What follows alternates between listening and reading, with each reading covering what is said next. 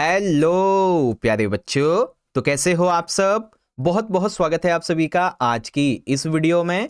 और आज की इस वीडियो में हम डिस्कस करेंगे क्लास 11th का आपका हिंदी का जो सब्जेक्ट है बच्चों, हिंदी इलेक्टिव, ठीक है, जिसे आप हिंदी ऐच्छिक भी कहते हैं।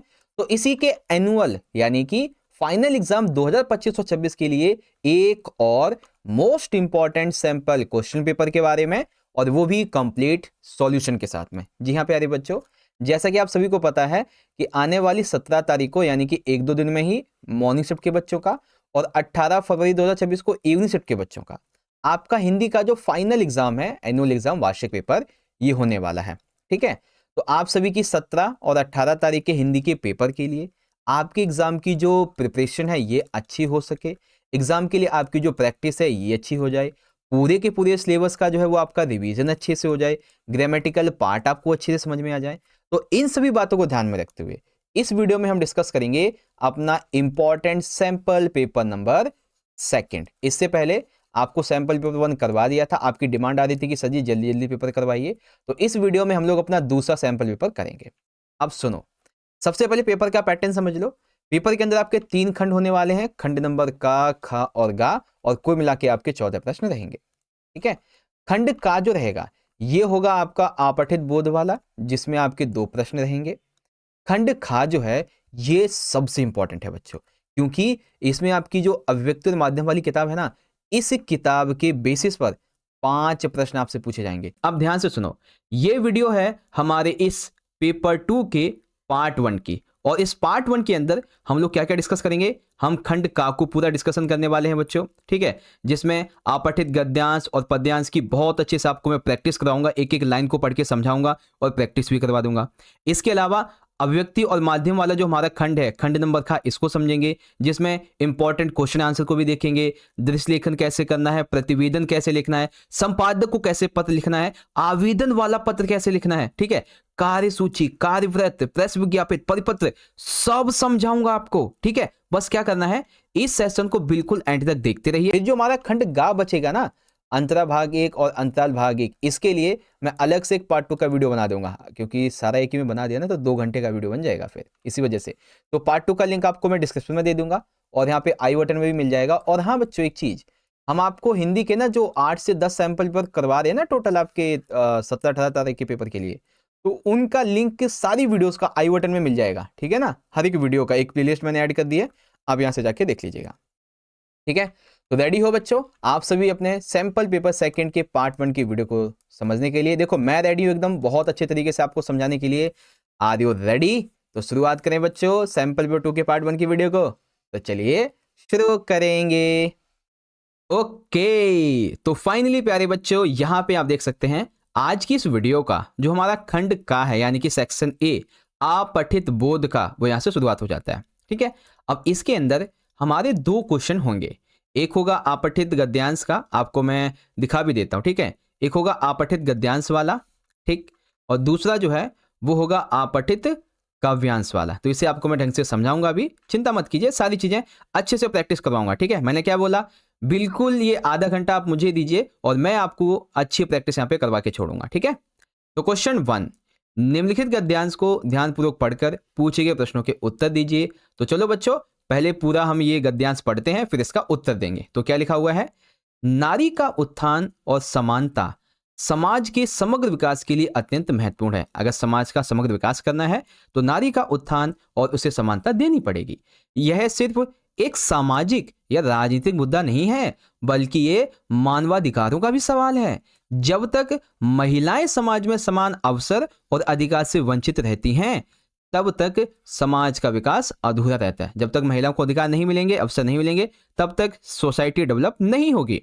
इसके अलावा नारी का उत्थान केवल उनके अधिकारों का समर्थन करने तक ही सीमित नहीं है, यानी कि आप समर्थन करते हो नारी को अधिकार मिलने चाहिए, बल्कि ये हमें ये करना होगा कि समाज में उचित स्थान की स्थापना भी करनी होगी, उनके लिए शिक्षा भी स्थापना करनी होगी, स्वावलंबन यानी कि आत्मनिर्भर उन्हें बनाना पड़ेगा, है ना। तो इस मामले में हमें कदम उठाने पड़ेंगे। सिर्फ ये नहीं है कि हम अधिकारों का समर्थन करते हैं, ये बोलने से हो जाएगा, इनके लिए ग्राउंड लेवल पे काम करना पड़ेगा, तब नारी का उत्थान होगा। ठीक है, आगे देखेंगे, यहाँ पे इसको भी अंडरलाइन कर देता हूँ। ठीक है, बॉक्स में डालता हूँ। हाँ देखो, आगे क्या कहा गया है, भारत में नारी की स्थिति पहले से बहुत भिन्न थी, ठीक है, लेकिन समय समय के साथ में नारी ने हर क्षेत्र में अपनी पहचान बनाई है। जैसे कि स्वतंत्रता संग्राम में रानी लक्ष्मीबाई, सरोजिनी नायडू, कस्तूरबा गांधी और भी ऐसी बहुत सारी महिलाएं थीं जिन्होंने स्वतंत्रता संग्राम में भाग लिया। आज नारी हर क्षेत्र में पुरुषों के कंधे से कंधा मिलाकर चल रही है, ठीक है। शिक्षा के क्षेत्र में, राजनीति के क्षेत्र में, विज्ञान, खेल, कला, साहित्य, ऐसे क्षेत्रों में महिलाओं ने नई नई ऊंचाइयां प्राप्त की हैं। इसके अलावा नारी का उत्थान और समानता समाज में अन्याय और भेदभाव को समाप्त करने में सहायक होते हैं। यानी कि अगर नारी जो है वो पढ़ेगी लिखेगी, ठीक है, और समानता आएगी तो इससे क्या होगा, समाज में जो अन्याय फैलता है, जो भेदभाव होता है नारियों के लिए, वो अपने आप ऑटोमेटिकली खत्म हो जाएगा जब जो क्या नाम है, नारी है वो पढ़ी लिखी होगी, ठीक है। जब महिलाओं को समान अवसर मिलते हैं तो वे न केवल अपने जीवन को बेहतर बनाती हैं बल्कि पूरे समाज और पूरे राष्ट्र के विकास में योगदान देती हैं, ठीक है। इसके अलावा नारी को समाज में समान अधिकार और अवसर मिलना हर नागरिक के कर्तव्य का हिस्सा है। हमारे समाज में नारी के उत्थान और समानता को बढ़ावा देने के लिए सरकार, समाज, परिवार, इन सभी को मिलकर काम करना चाहिए। यह केवल सामाजिक जिम्मेदारी नहीं है, ये हमारी एक नैतिक दायित्व भी बनता है, नैतिक जिम्मेदारी भी है, ठीक है। तो नारी के उत्थान के बारे में ये पूरा कॉन्सेप्ट है हमारा। चलो क्वेश्चन को देखेंगे बच्चों। क्वेश्चन नंबर 1 हमारा एमसीक्यू क्या पूछा गया है बच्चों। पहला क्वेश्चन, नारी का उत्थान क्या होता है। नारी के उत्थान से क्या मतलब है बच्चों, तो नारी के उत्थान से मतलब है कि उनके अधिकारों का समर्थन करना, ठीक है, उनके अधिकारों का क्या करना, समर्थन करना। सेकंड, गद्यांश के अनुसार निम्नलिखित कथनों को ध्यानपूर्वक पढ़िए। तो गद्यांश में जो बातें बताई गई हैं उसके बारे में हमें यहाँ पे देखना है। तो पहली बात है, नारी का उत्थान समाज के समग्र विकास के लिए बहुत ही महत्वपूर्ण है, ये बात बिल्कुल सही है। दूसरा, महिलाएं केवल पारिवारिक जीवन में योगदान देती हैं, गलत, क्योंकि ये राष्ट्र समाज सभी के लिए योगदान देते हैं। नारी समानता का मतलब है उन्हें समाज में समान अवसर और अधिकार मिलना, बिल्कुल सही बात। नारी का उत्थान केवल शिक्षा तक ही सीमित है, गलत। तो यानी कि पहला और तीसरा, ये देखो ये वाला आंसर है ना, का वाला, ये मिल गया हमें, ठीक है। चलो अब तीसरे में क्या है बच्चों, तीसरे में अभिकथन और कारण। अभिकथन में कहा गया है बच्चों, नारी का उत्थान और समानता समाज में भेदभाव को समाप्त करने में सहायक होते हैं, ठीक है। कारण, जब महिलाओं को समान अवसर मिलते हैं तो वे समाज और राष्ट्र इसके विकास में योगदान देती हैं। तो सही है, भेदभाव कैसे समाप्त होता है, क्योंकि जब अवसर मिलते हैं तो वो समाज में भी योगदान देती हैं और राष्ट्र के विकास में भी योगदान देती हैं। दैट्स वाई दोनों ठीक है और यहाँ पे व्याख्या भी हो रही है, ओके। अब देखते हैं बच्चों, यहाँ पे हमारे ना एक एक नंबर के क्वेश्चन होंगे और 2 नंबर के क्वेश्चन होंगे इस तरीके से, तो अब हम उनको देखेंगे, ठीक है। चलो देखो क्या लिखा हुआ है बच्चों, नारी का उत्थान समाज में क्यों जरूरी है। क्यों जरूरी है बच्चों, क्योंकि नारी का उत्थान समाज में समानता और भेदभाव के खिलाफ एक कदम है, ठीक है। जरूरी क्यों है, क्योंकि एक ऐसा कदम है जो नारी के समान जो वो होता है ना, भेदभाव वगैरह, और उनको समानता लाने के लिए ये कदम है एक। जब महिलाओं को समान अवसर मिलते हैं तो वे न केवल अपने जीवन को बेहतर बनाती हैं बल्कि समाज के समग्र विकास में भी योगदान देती हैं।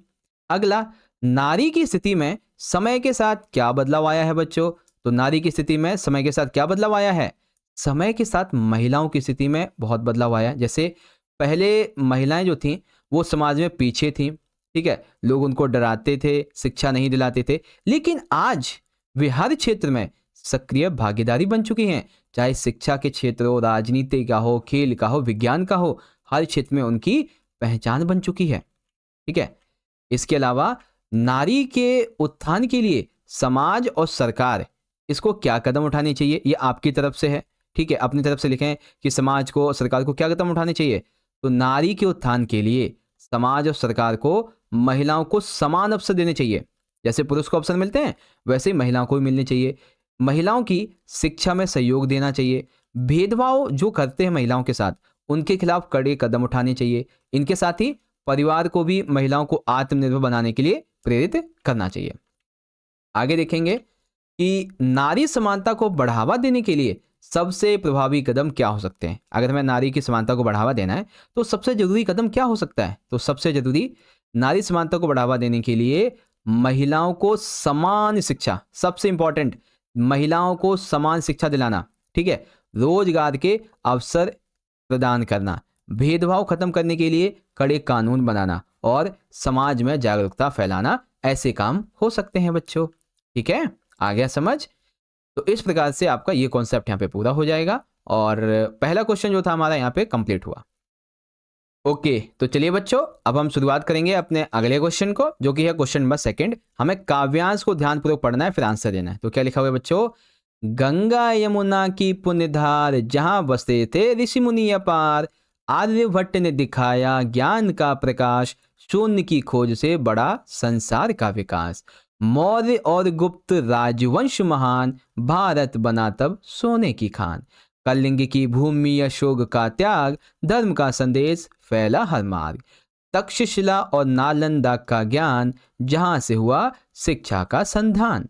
आगे लिखा हुआ है, संगीत कला और वास्तुकला भारत की पहचान रही ये कला, वीरों ने लिखा स्वतंत्रता का ग्रंथ, हर कड़ में बसी उनकी सुगंध, भगत विस्मिल सुभाष के बलिदान, याद दिलाते हमें हर साल, भारत का अतीत गर्व की बात, सीखो इससे और बनाओ नई शुरुआत, अपने इतिहास को दिल में बसाओ, भारत को फिर से महान बनाओ। तो बच्चों, अलग अलग समय पर भारत की जो विशेषताएं रही हैं ये उसके बारे में है। गंगा यमुना से लेके ऋषि मुनि, आर्यभट्ट, मौर्य साम्राज्य, कलिंग, अशोक, तक्षशिला, नालंदा, भारत की पहचान, भारत की वास्तुकला, ठीक है, भारत का अतीत, इतिहास, सब कुछ यहाँ पे पूरी कविता में भर दिया गया।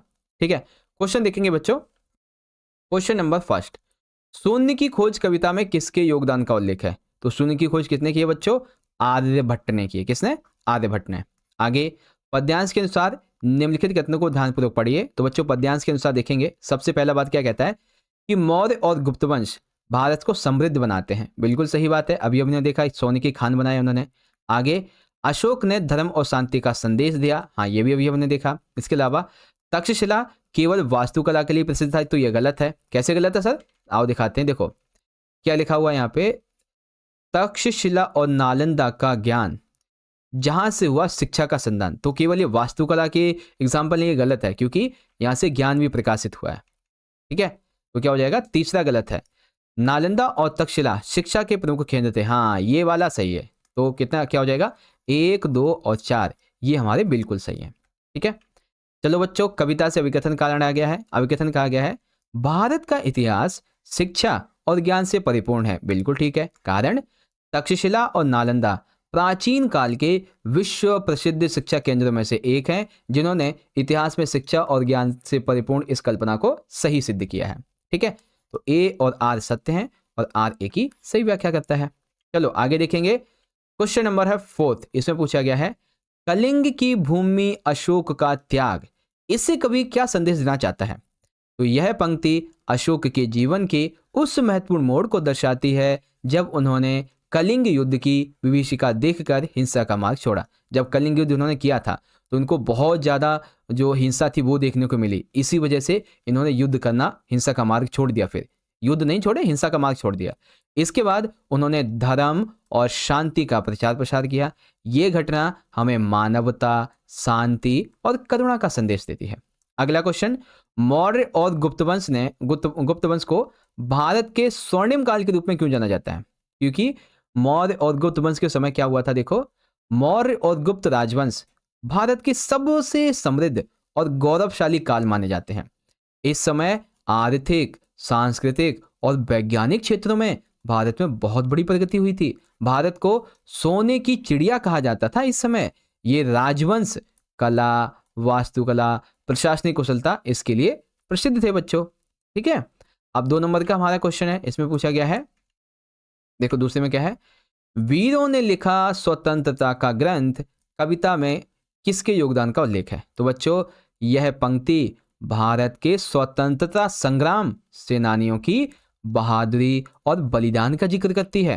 ठीक है, जिसमें कि भगत सिंह, राजा प्रसाद बिस्मिल, सुभाष चंद्र बोस, ठीक है, अन्य सेनानियों ने जिन्होंने अपनी जान की बाजी लगाकर भारत को आज़ादी दिलवाई, वो उनको कहा गया है यहाँ पे। ठीक है, यह उनके बलिदान को याद रखने और प्रेरणा लेने का एक हमें प्रेरणा देता है बेसिकली। ठीक है, तो ये था बच्चों हमारा काव्यांश वाला। ओके, तो आई होप काव्यांश समझ में आ गया होगा। अब हम शुरुआत करेंगे बच्चों इस पेपर के अगले खंड की।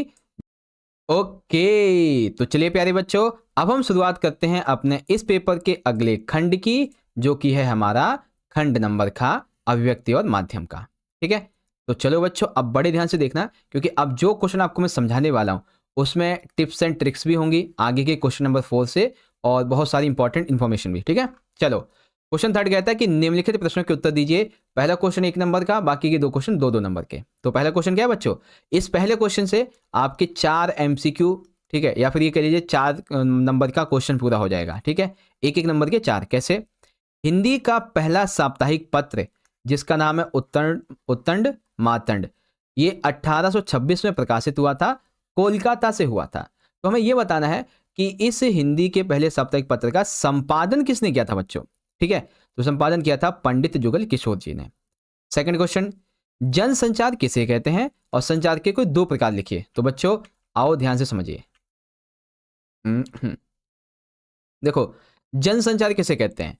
जब हम किसी समूह से यांत्रिकी या तकनीक के माध्यम से बात करते हैं तो हम उसे जनसंचार कहते हैं। यानी कि किसी यंत्र के माध्यम से, किसी टेक्नोलॉजी के माध्यम से जो हम बात करें, जैसे कि मान लीजिए मैं हूं, तो मैं वीडियो बना रहा हूं, मैं आपके साथ में ये वीडियो अपलोड करके जनसंचार करूंगा, है ना, किसके माध्यम से? यंत्र, एक तकनीक के माध्यम से। तो ये क्या कहलाएगा? मेरा जनसंचार कहलाएगा, है ना। यह माध्यम अखबार भी हो सकता है, रेडियो भी, टीवी भी, सिनेमा भी, या इंटरनेट, कुछ भी हो सकता है। अब आपसे 2 प्रकार पूछे गए बच्चों संचार के, तो 2 प्रकार से काम हो जाएगा आपका? नहीं ना, मैं आपको सारे समझा दूंगा, बस एक छोटे छोटे पॉइंट को समझते जाना। जैसे कि पहला है सांकेतिक संचार। तो जब किसी बात को हाव भाव या संकेत से समझाई जाए उसे सांकेतिक कहते हैं। फिर मौखिक और अमौखिक संचार। तो जब मुख खोलकर बोलकर संचार किया जाए, ध्वनि निकाल के संचार किया जाए, उसे हम बोलते हैं मौखिक संचार। ठीक है, और जब बिना मुख बोले ही बात समझाई जाए तो उसे अमौखिक संचार बोलते हैं। अब वो कैसे बिना बोले बात समझाएगा वो अपनी बात है, लिख के समझाए, कैसे भी समझाए। फिर है अंतःवैयक्तिक। देखो नाम से पता चलिए, अंतःवैयक्तिक यानी कि अंदर अंदर का संचार। दैट मीन्स जब व्यक्ति अपने से ही बात करे, अर्थात मन में ही प्रश्न करे, मन में ही उत्तर दे, उसको हम अंतःवैयक्तिक संचार कहते हैं। ठीक है, सेल्फ कम्युनिकेशन। अगला इंटर कम्युनिकेशन यानी कि अंतर्वैयक्तिक संचार। तो जब 2 व्यक्ति आमने सामने बैठ कर संचार करें, और क्या नाम है, इसको हम वैयक्तिक संचार कहते हैं। यानी कि इसे आप ऐसे समझ लो, जैसे कि आप हो, आपका दोस्त है, आमने सामने बैठ के बातचीत कर रहे हैं, ये क्या है? अंतर्वैयक्तिक है। अब आप अपने से ही बात करें, अंदर ही अंदर प्रश्नों के सवालों के जवाब दें, तो ये अंतर्वैयक्तिक है। ठीक है, फिर आता है बच्चों समूह संचार। तो जब एक समूह आपस में विचार विमर्श या चर्चा करे, 2-4 लोगों का, 10 लोगों का, जो भी समूह है, तो हम उसे समूह संचार कहते हैं। ठीक है, 2 पूछे गए, मैंने आपको 5 से 6 बता दिए। ठीक है, चलो अगला देखेंगे बच्चों कि जनसंचार की मजबूत कड़ी समाचार पत्र, पत्रिकाएं, प्रिंट माध्यम ये होते हैं। तो आपको इसी माध्यम से जो पत्रकारिता है इसके 3 पहलू यहां पे बताने हैं। ठीक है, पत्रकारिता के 3 पहलू कौन कौन से होते हैं? तो बच्चों देखो, पत्रकारिता के 3 पहलुओं में सबसे पहला पहलू होता है समाचारों को संकलित करना। यानी कि छापने के लिए क्या चाहिए? हमें समाचार चाहिए। तो सबसे पहले समाचारों को एकत्र किया जाता है। ठीक है, दूसरा, अब समाचार हमारे पास आ गए, तो अब हम क्या करेंगे? उन्हें संपादित करेंगे। ठीक है, उनका जो है ना, छानेंगे उसमें से कि भाई कौन सा ऐसा है जिसे हम छाप सकते हैं। ठीक है, संपादित किया जाएगा। तीसरा होता है कि पत्र या पत्रिका के रूप में छापकर पाठकों तक पहुंचाना। यानी कि तीसरा क्या होगा कि समाचार संकलित हो गया है, संपादित लायक बन भी चुका है, अब तीसरे में छाप के लोगों तक पहुंचा देंगे। अब संवाददाता जो खबरें एकत्रित करके लाता है उसे व्यवस्थित ढंग से छापने का काम संपादक को करना पड़ता है। ठीक है, तो ये होता है बच्चों आपका पत्रकारिता के पहलू। ओके, तो प्यारे बच्चों अब हम डिस्कस करने वाले हैं अपने क्वेश्चन नंबर 4 को, जो कि काफी इंपॉर्टेंट है। और ये जो क्वेश्चन है ना आपका दृश्य लेखन का, जो कि एग्जाम में बेसिकली 5 नंबर का आएगा, ये आप ऐसे समझ लो, ऐसे मार्क्स हैं जिसे आप इजीली गेन कर सकते हो। बहुत सिंपल सा एक फॉर्मूला है कि आपको ये कैसे लिखना है। ठीक है, देखो 5 में से ना 4 नंबर तो आप आसानी से ले आओगे, 4 नंबर आसानी से ले आओगे। 1 नंबर को लाने में थोड़ी सी जद्दोजहद करनी पड़ेगी। क्यों? क्योंकि उसमें जो है ना आपकी वर्ड की पावर देखी जाएगी कि आपने जो वर्ड सिलेक्ट किए हैं, जो आप लिख रहे हो, लिखने का जो सेंस है वो 11वीं के बच्चे का है या फिर 9वीं के बच्चे का, 8वीं के बच्चे का है। ठीक है, तो जब आप लिखें तो उसको भी ध्यान में रखना चाहिए। ठीक है, तो क्वेश्चन क्या है? हमें किसी 3 शीर्षक में से एक शीर्षक पर 120 शब्दों में दृश्य लेखन करना है। अब देखो, जैसे आपके सामने विषय दिया गया पुस्तक प्रदर्शनी का दृश्य यानी कि बुक फेयर, तो बच्चों आपको क्या करना है, आपने कभी भी बुक फेयर जो अटेंड किया है, ठीक है, तो उसमें आपने जो जो चीजें देखी वो लिखनी है आपको, और कुछ भी नहीं। अब जैसे आपकी क्लास चलती है हिंदी विषय की, तो आप उसके बारे में बता दीजिए कि सर आते हैं, फिर सर पढ़ाते हैं, सर किसी से सवाल पूछते हैं, ऐसे तरीके से वो आप लिखें। या फिर कुंभ मेले का दृश्य, आप सभी को पता भी हालत कितनी खराब हो रखी है ना, तो इस तरीके से लिख सकते हैं। अब दृश्य लेखन के लिए सबसे पहले हम चुनेंगे अपना टॉपिक, तो हमारा टॉपिक है पुस्तक प्रदर्शनी का दृश्य। अब ध्यान से सुनो, दृश्य लेखन के लिए टॉपिक लिख दिया आपने, अब लिखेंगे आप इसके छोटे छोटे जो इसके की पॉइंट्स हैं, ठीक है, इसके जो की पॉइंट्स हैं, जिससे कि पता चल जाएगा कि आप इसमें क्या क्या बताने वाले हो। तो स्कूल के बारे में, पुस्तक के बारे में, विभिन्न लेखकों के बारे में, खरीदना बेचना और ज्ञान के बारे में, ठीक है, ये हो गया आपका। फिर आप सारी चीजें लिखेंगे एंड देन फिर आप लिखेंगे कट टू, ठीक है, क्या लिखेंगे, कट टू लिखेंगे, जिससे आपका जो दृश्य वो पूरा हो जाएगा। ओके, देखो जैसे कि मैंने लिखा हुआ है, आज रविवार का दिन था, मैं अपने परिवार के साथ एक पुस्तक प्रदर्शनी यानी कि बुक फेयर को देखने के लिए गया था। ठीक है, प्रदर्शनी का आयोजन जो था, बुक फेयर का आयोजन, ये हमारे स्कूल के पुस्तकालय में, लाइब्रेरी में आयोजित किया जा रहा था। चारों ओर पुस्तकों की सुगंध, चहल पहल थी। पुस्तकें अपने विषयों में अत्यंत सुंदरता और ज्ञान से भरी हुई थी। इस प्रदर्शनी में विभिन्न लेखकों की रचनाएं, साहित्यिक उत्पत्तियां और समाचार पत्रों की प्रांतियां भी थीं। इसके अलावा पुस्तकों के साथ साथ स्थानीय लेखकों के साथ वार्ता सत्र ने पुस्तक प्रेमियों को और अधिक समझने का अवसर दिया। यानी कि उन्होंने जो है एक जो होता है ना कम्युनिकेशन, जो एक वो होता है वार्ता सत्र जिसे कहते हैं, वो भी मैंने सुना था। ठीक है, लेखकों के साथ में जो वार्ता ही उसको सुन के मेरा एक तरीके से हिंदी के प्रति और प्रेम बढ़ा, ठीक है, और रुचि बढ़ी। प्रदर्शनी में बच्चों के लिए भी मैंने देखा कि कुछ शैक्षिक कार्यक्षेत्र थे, ठीक है, जिससे कि उन्हें शिक्षा के प्रति रुचि बढ़े। सारी इस घड़ी में मैंने अपने आत्मविकास, अपने विद्या के प्रति नई ऊर्जा, इसका अनुभव किया। यह प्रदर्शनी मेरे लिए एक शिक्षाप्रद अनुभव साबित हुआ, जो मुझे साहित्य, ज्ञान और हर एक चीज के लिए प्रेरित करता है। प्रदर्शनी में विभिन्न विषय की पुस्तकें थी, जैसे मैंने देखा साहित्य की, बहुत सारी इतिहास की, बहुत हर एक साइंस की, भूगोल की, दर्शन की, धर्म की, ठीक है, मनोविज्ञान, कला, संगीत, कंप्यूटर, ऐसी बहुत सारी बुक्स थी वहाँ पे। ठीक है, हर विषय की पुस्तक को अलग अलग स्टॉल पे रखा गया था ताकि इजीली कोई समझ सके। हमने कुछ पुस्तकें खरीदी भी। मुझे एक साहित्यकार पुस्तक और मेरी क्या नाम है, बेटी कह लीजिए, बहन कह लीजिए, भाई कह लीजिए, उसको एक बाल उपन्यास दिलाया। पुस्तक प्रदर्शनी का माहौल बहुत ही सुखद था। वहां पर कोई पुस्तकों के बीच खोया हुआ था। मुझे लगा कि यहाँ आने पर मेरा मन और मेरा ज्ञान और भी बड़ा हुआ। ठीक है, फिर लिख देंगे कट टू। अब इसी तरीके से एक और आपको बता देता हूँ, जैसे कि ये मैंने टॉपिक ले रखा है बच्चों, कुंभ मेले का दृश्य। ठीक है, तो इसमें धार्मिक स्थान, भीड़, गंगा स्थान, संत, साधु, इसके बारे में आपको बताना है। ठीक है, तो बच्चों पूरा का पूरा टॉपिक आप चाहें तो पढ़ सकते हैं। एक तो मैंने आपको समझा दिया वैसे भी, है ना। ओके, तो चलिए प्यारे बच्चों, अब हम शुरुआत करेंगे अपने अगले क्वेश्चन को, क्वेश्चन नंबर 5। और ये कैसा क्वेश्चन है बच्चों, जिसमें आपको दो में से किसी एक विषय पे पत्र लिखना है 120 शब्दों में, और ये आपके नंबर फ्री क्यों होने वाले हैं बच्चों।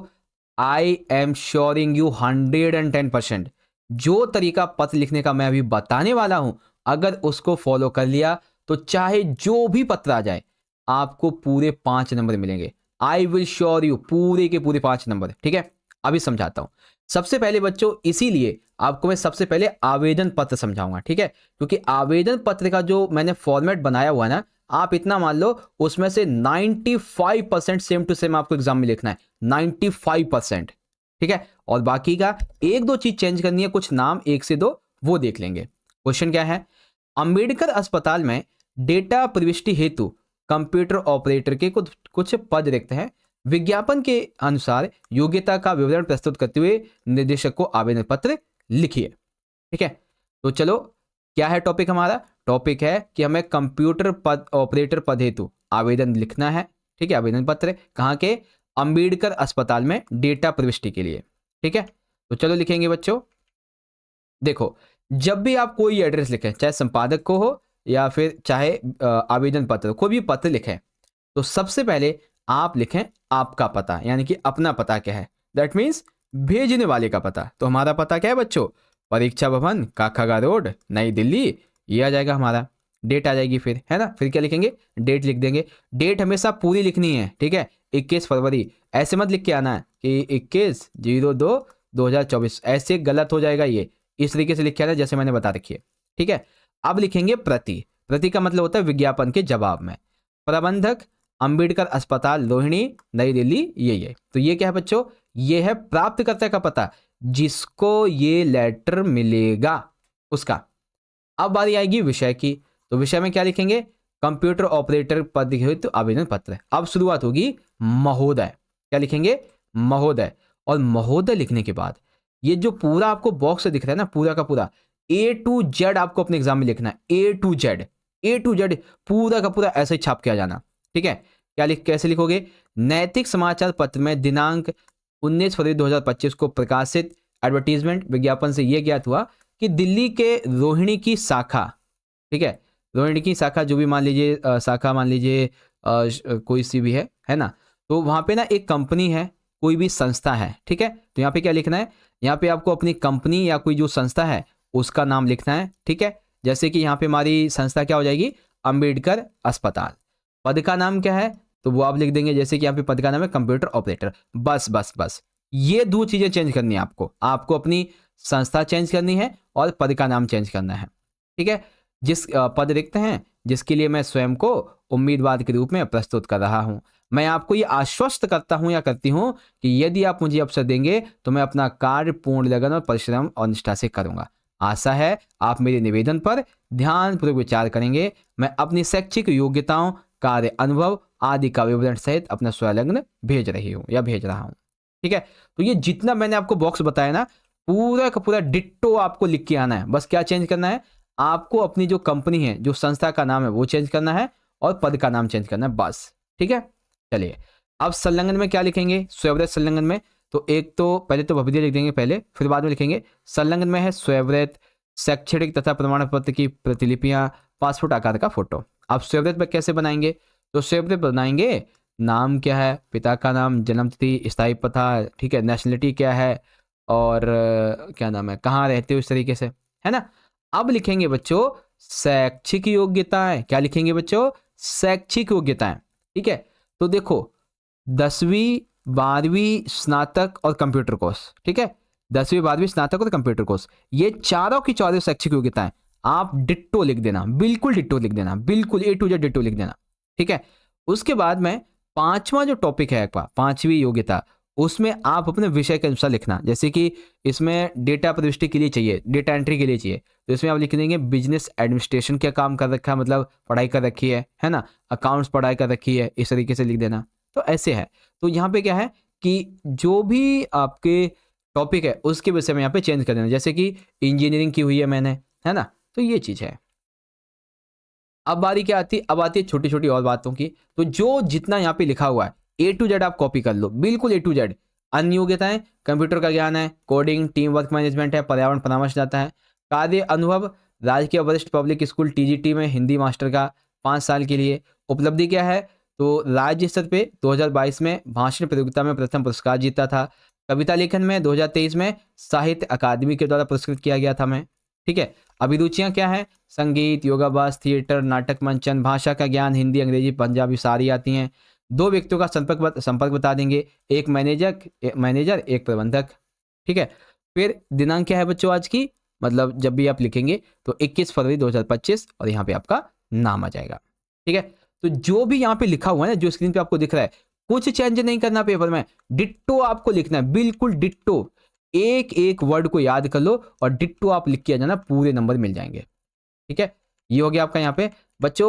इसीलिए मैंने कहा था कि आप मुझे अच्छे से देखते रहो, सुनते रहो, आपको बहुत अच्छे से समझा दूंगा। तो अब आपको समझ में आ गया ना कि आवेदन पत्र कैसे लिखना है। पहले आपको अपना पता यानी कि भेजने वाले का, फिर डेट, फिर जिसको प्राप्त होगा उसका पता, ठीक है। आगे जो विषय है हमारा वो क्या है, विषय के बाद में महोदय, और जितनी भी लाइन आपको यहाँ पे दिख रही है इसमें से बस आपको कंपनी का नाम और पद का नाम हटा देना, बाकी जो नाम होगा, पद का नाम होगा, वो आपको लिखना है, ठीक है। हाँ, कहाँ चला गया, इतनी जल्दी नहीं भाई, अभी तो बहुत टाइम है।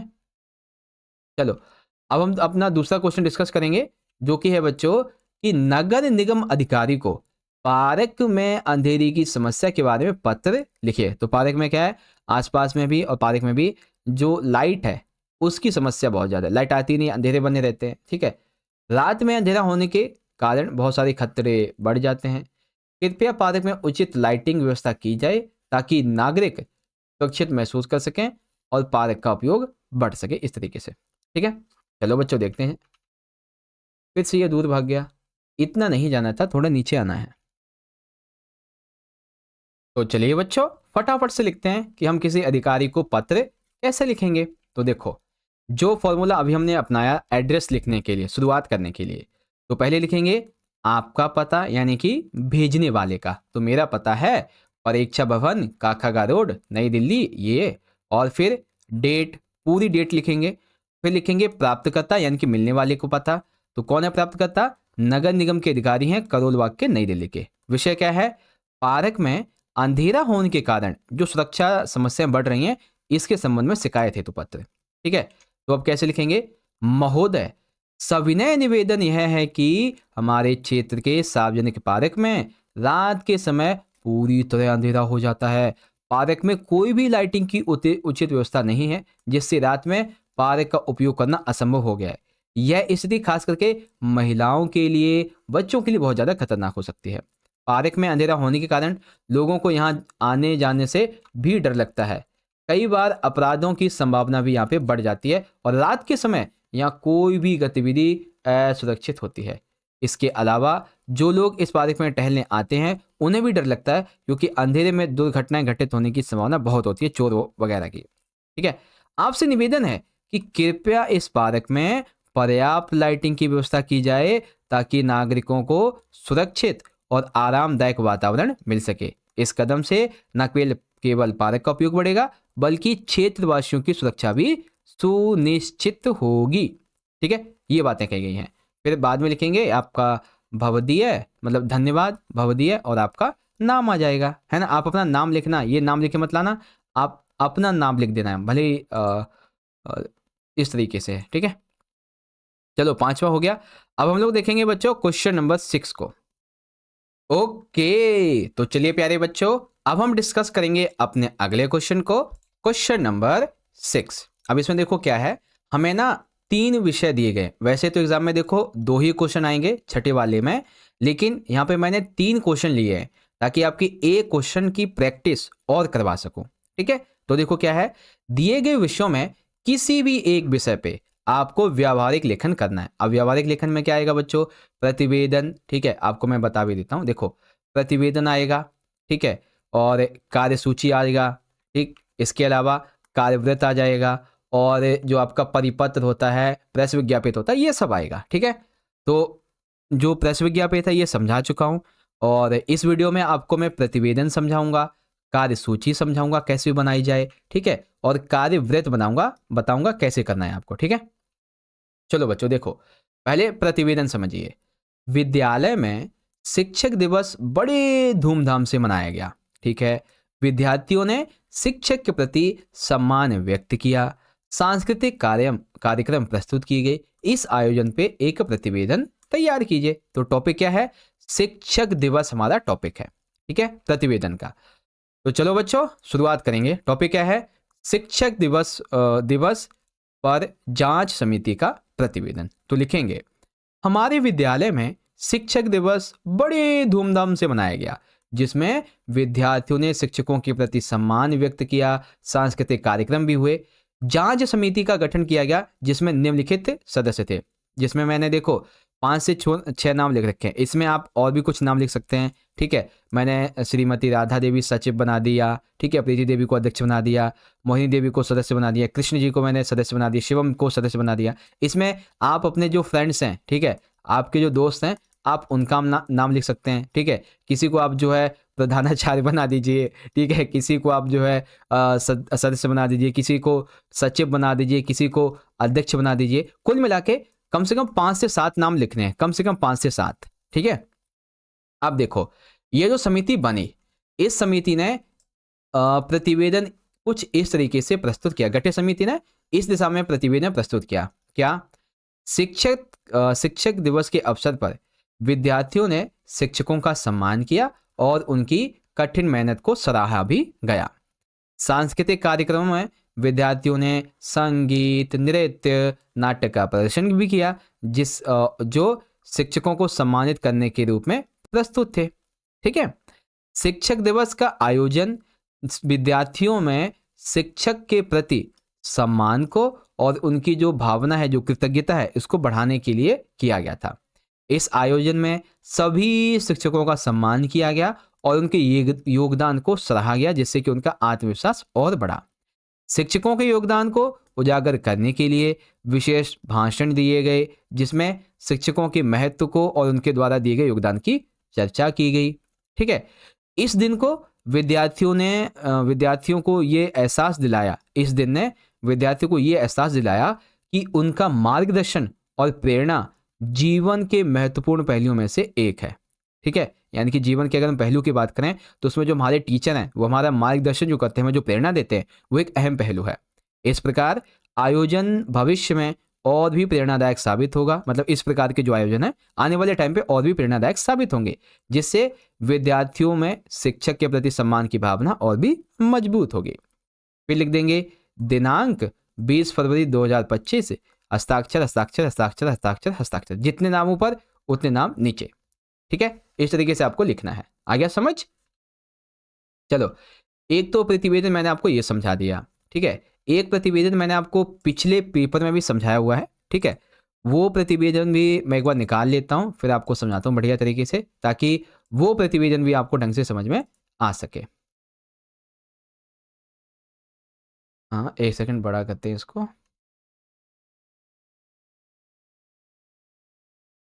देखो, ये प्रतिवेदन था बच्चों कि विद्यालय में वार्षिक खेल दिवस के आयोजन के लिए, ठीक है, वार्षिक खेल दिवस के आयोजन के लिए प्रतिवेदन। तो इसको भी सेम कैसे लिखेंगे देख लो एक बार।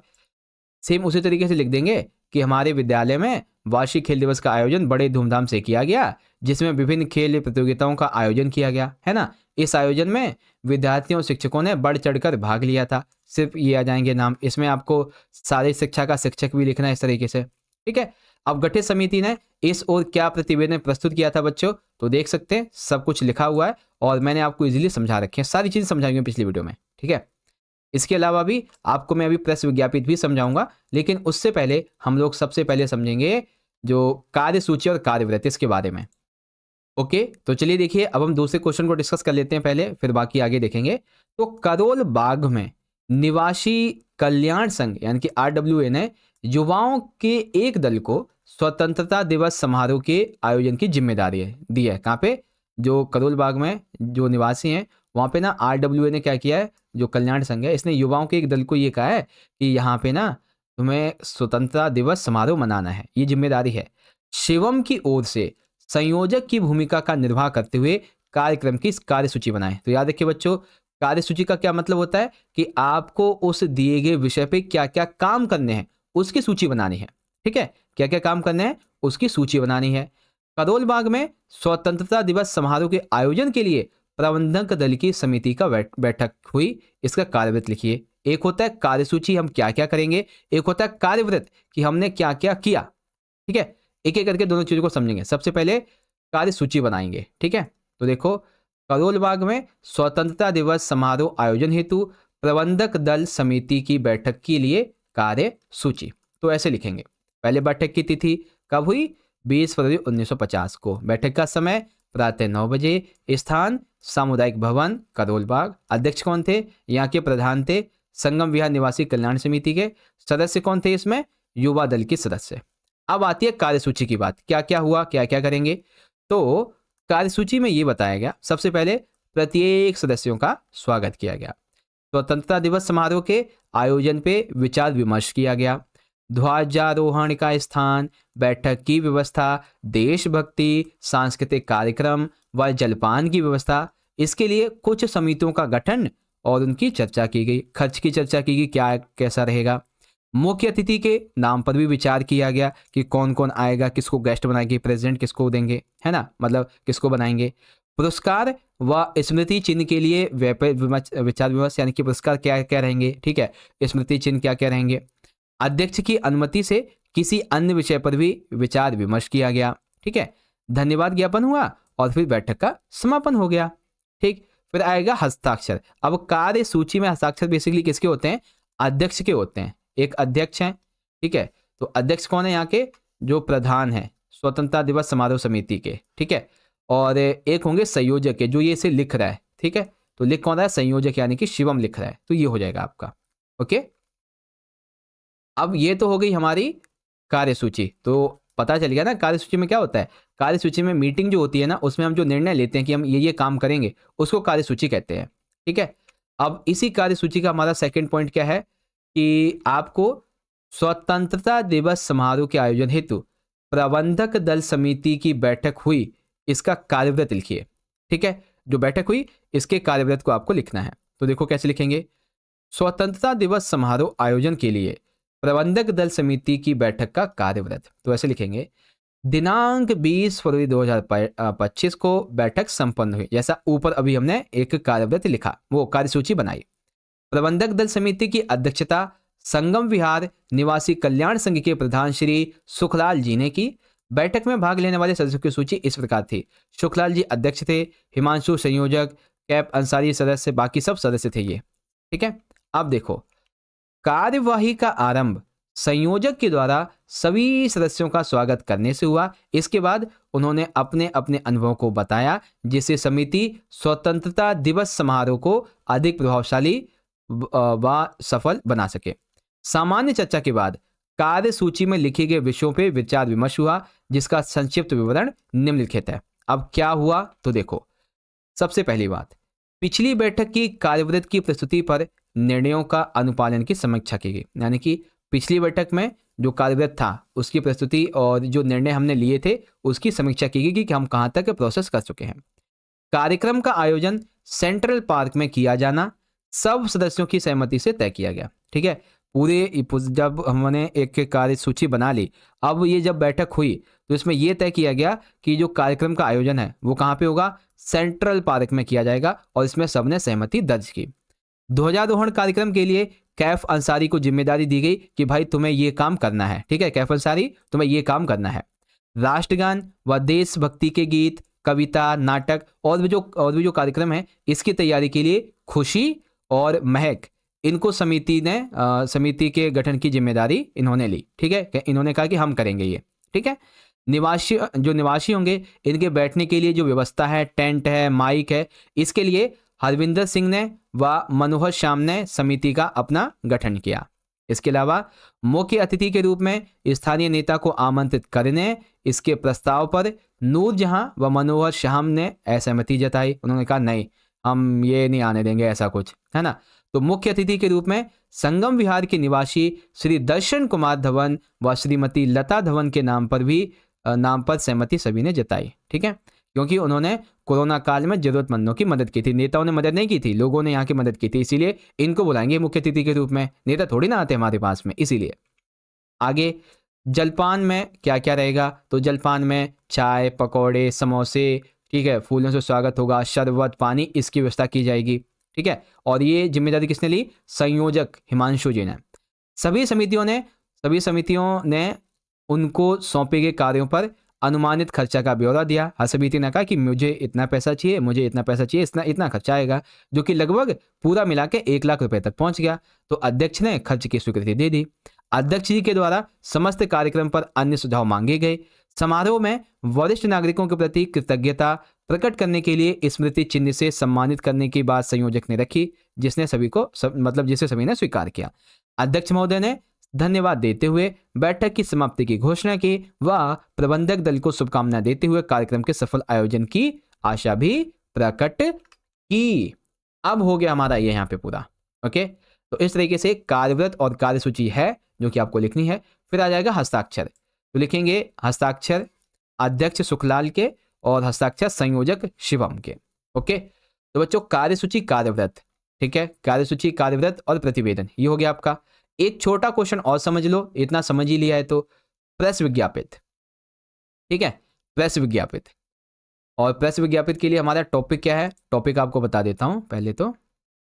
टॉपिक एक सेकेंड, हाँ टॉपिक है हमारा ये देखो, अखिल भारतीय साहित्य एवं संस्कृति संस्थान के द्वारा आयोजित कार्यक्रमों से जुड़े लेखकों और कलाकारों के पारिश्रमिक में वृद्धि के लिए प्रेस विज्ञापित। क्या है, जो पारिश्रमिक है इनका, उसको बढ़ाने के लिए प्रेस विज्ञापित है। ठीक है, तो चलो देखते हैं एक अच्छे तरीके से। हाँ देखो, सबसे पहले प्रेस विज्ञापित में क्या लिखेंगे, हम लिखेंगे अपनी संस्था का नाम, तो अखिल भारतीय साहित्य एवं संस्कृति बोर्ड, फिर लिख देंगे यहाँ पे प्रेस विज्ञापित। अब लिखेंगे इसके नीचे यहाँ पे बच्चों हम अपना विषय, तो विषय क्या है, अखिल भारतीय साहित्य एवं संस्कृति संस्थान के द्वारा आयोजित कार्यक्रमों से जुड़े लेखकों और कलाकारों के पारिश्रमिक में वृद्धि। अखिल भारतीय साहित्य एवं संस्कृति बोर्ड ने यह निर्णय लिया है कि अखिल भारतीय साहित्य एवं संस्कृति संस्थान के द्वारा आयोजित कार्यक्रमों से जुड़े लेखक, कलाकार, विशेषज्ञों के पारिश्रमिक में तत्काल प्रभाव से वृद्धि कर दी जाएगी। कृपया ध्यान दें, इससे पहले भी लेखकों, कलाकारों, इनका पारिश्रमिक जो है सन 2000 में संशोधन के द्वारा बढ़ाया गया था। पिछले कुछ समय में लेखकों की, कलाकारों की शिकायतें आ रही थी कि संस्थान के द्वारा दिया जाने वाला पारिश्रमिक राशि बहुत कम है, जिसके कारण अच्छी प्रतिभाएं जो है वो सामने विमुख हो रही हैं। ठीक है, लेखकों और कलाकारों की शिकायतों को ध्यान में रखते हुए बोर्ड ने पारिश्रमिक की बड़ी दरों को मंजूरी देते हुए यह विश्वास व्यक्त किया है कि इससे अच्छी प्रतिभाओं को आकर्षित करने में तो मदद मिलेगी ही, साथ ही कार्यक्रमों की गुणवत्ता में भी सुधार होगा। इस तरीके से लिखेंगे। ठीक है, तो ये कॉन्सेप्ट है बच्चों आपका प्रेस विज्ञापित के बारे में। अगर इसको ढंग से समझाए तो पेपर 1 की वीडियो देख लीजिएगा। ओके, चलो फाइनली तीनों क्वेश्चन हमारे पूरे हो गए, काफी इंटरेस्टिंग थे। अब हम शुरुआत करेंगे अपने अगले क्वेश्चन की, ठीक है, जो कि अव्यक्त माध्यम से संबंधित रहने वाले हैं। और ये आखिरी के 2 क्वेश्चन डायरी के संबंध में होंगे और पटकथा के संबंध में होंगे। किसके किसके, डायरी और पटकथा के बारे में। तो क्वेश्चन 7 है, निम्नलिखित जो प्रश्न है इनका उत्तर देना है 2-2 नंबर के 2 क्वेश्चन। पहला, डायरी की परिभाषा लिखिए। तो डायरी क्या होता है बच्चों, देखो डायरी जो है एक मोटी जिल्द वाली नोटबुक होती है जिसके पन्नों पर साल के 365 दिनों की तिथियां एक क्रम में सजी होती हैं। तो डायरी क्या है, एक मोटी सी जिल्द वाली नोटबुक जिसके हर एक पन्ने पे जो है तिथि लिखी होती है, और साथ ही साथ वहां पे कुछ जगह खाली छोटी होती है जिसमें हम अपनी सूचनाओं को, अपनी निजी बातों को दर्ज करते हैं। ये होती है डायरी। एक परिभाषा और है, डायरी एक व्यक्तिगत दस्तावेज है जिसमें हम अपने जीवन के कुछ विशेष क्षणों के घटित अनुभव, विचार, घटनाओं, मुलाकात, इन सभी का विवरण लिखते हैं। डायरी लेखन नितांत निजी स्तर पर घटित घटनाओं और उससे संबंधित बौद्धिक, भावनात्मक समस्त प्रतिक्रियाओं का लेखा जोखा है। इसका मतलब डायरी क्या है, निजी स्तर पर घटी हुई घटनाओं के बारे में हम जो लिखते हैं, जो भावनाएं व्यक्त करते हैं, उसका लेखा जोखा है।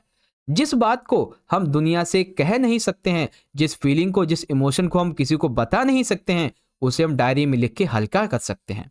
ये होती है डायरी। और डायरी हमारा साक्षात्कार हमसे ही करवाती है। ये होती है डायरी। ठीक है, आगे अगला क्वेश्चन, पटकथा लिखते समय किन किन बातों को ध्यान में रखना चाहिए। तो बच्चों जब पटकथा लिखी जाए तो कौन कौन सी बातों को ध्यान में रखना चाहिए, तो आइए अब इसको भी देख लेते हैं बच्चों। देखो क्या है, पटकथा लिखते समय हमें ध्यान में रखने वाली बातें जरूरी कौन कौन सी हैं। सबसे पहली, किसी भी दृश्य का बंटवारा करते समय ये ध्यान रखा जाना चाहिए कि किन आधारों पर हम दृश्य का बंटवारा कर रहे हैं। अर्थात जब हम पटकथा लिखें और पटकथा लिखते समय जो इसमें दृश्य होता है इसका बंटवारा करें, तो हमें इस बात को ध्यान रखना चाहिए कि दृश्य का बंटवारा हम किस आधार पर कर रहे हैं। दूसरा, प्रत्येक दृश्य के साथ उस दृश्य के घटना स्थल का उल्लेख करना जरूरी है। यानी कि जो दृश्य आपने दिया है उसमें ना घटना कहाँ पे ये घटेगी वो उसके स्थल का भी होना जरूरी है। फिर प्रत्येक दृश्य के साथ होने वाली घटना के समय का संकेत भी दिया जाना चाहिए कि इस जगह पे ये घटना घटेगी, ये स्थल है और ये इतनी देर के लिए रहेगी। ठीक है, प्रत्येक दृश्य के साथ यह सूचना देनी भी जरूरी है कि वह घटना खुले अथवा बंद स्थान पे होगी। ठीक है, और पत्रों की जो पात्र हैं, पात्रों की गतिविधियों के संकेत भी प्रत्येक दृश्य के प्रारंभ में देने चाहिए कि पात्रों की गतिविधियां क्या क्या रहने वाली हैं। ठीक है, इसके अलावा पिछली वीडियो में भी आपको मैंने कुछ क्वेश्चन समझाए थे, एक बार उससे भी देख लेंगे। यहाँ पे देखो, जैसे कि पिछली वीडियो में आपको समझाया था एनी फ्रैंक की डायरी के बारे में। तो एनी फ्रैंक की डायरी का नाम the diary of a young girl है। ये जो इनका जीवन है 1929 से 1945 तक था। डायरी की भाषा डच है और इसमें जो है जून 1942 से अगस्त 1944 तक का वर्णन है। उसके बाद पटकथा की मूल इकाई क्या है और वह कैसे है। तो पटकथा की मूल इकाई दृश्य होता है। अब कैसे होता है तो सारी चीज़ें समझाई हुई हैं। ठीक है बच्चों, तो बस आज की इस वीडियो के लिए इतना ही। अब जो हमारी अगली वाली वीडियो होगी, ठीक है, अगली वाली वीडियो, इसमें आपको मैं समझाऊंगा आपका खंड नंबर का पाठ्य पुस्तक अंतरा और अंतराल वाला।